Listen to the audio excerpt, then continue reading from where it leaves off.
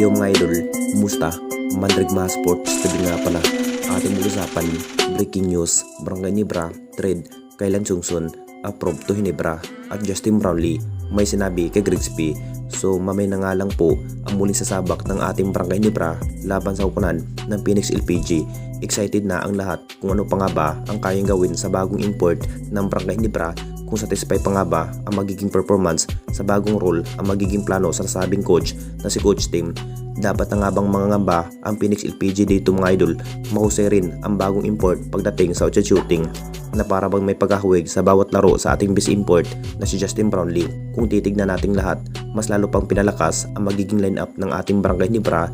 Ito na nga bang inihintay ng lahat? Ang balak pa rin ng Ginebra management, huhugot pa rin na mas bagong player. Alam na natin lahat mga idol, isa rin ang Rain or Shine last two painters sa kasama sa malaking trade.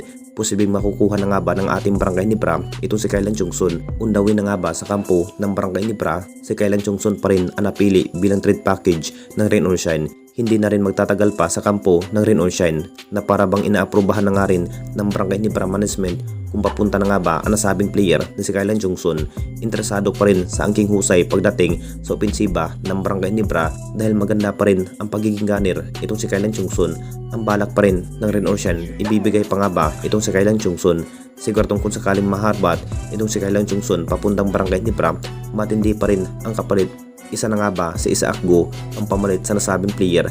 Isa na rin si Isaac Go gagawing free agent ng Barangay Ginebra. Ang Barangay Ginebra naman ang maghanap. Talagang si Kaylan Chungsun na nga ba ang makukuha ngayong PB Governors Cup. At dito na naman tayo sa isa pa nating balita. Justin Brownlee may sinabi kay Grigsby.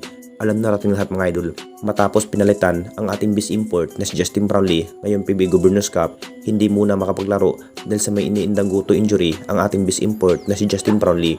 Kumpiyansa pa rin ang ating base import na magagawa ni Riley Grigsby na mabibigyan na mas magandang panalunan ng ating Barangay Ginebra. Kasintangkad lang ni Justin Brownlee ang bagong import na may 6'6" na may mahusay rin pagdating sa outshot shooting.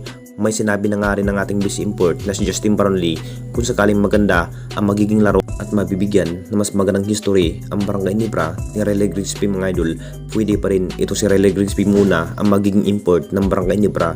Mas lamang na lamang ito si Grigsby mga idol dahil mas batang bata na may 26 years old, pero performance pa rin ang basihan kung satisfy pa nga ba ang Kings sa magiging laro sa bagong import, kung magagawa pa nga ba na mapibigyan ang kampeonato ng Barangay Ginebra malintulad sa ating base import na si Justin Brownlee. Kung bakit si JB lamang po ang base import ng Kings dahil ilang laban na nga rin na isalba sa ating base import na si Justin Brownlee, napapalakas ang naging roster in the conference. Anong masasabi ninyo mga idol tungkol sa ating video?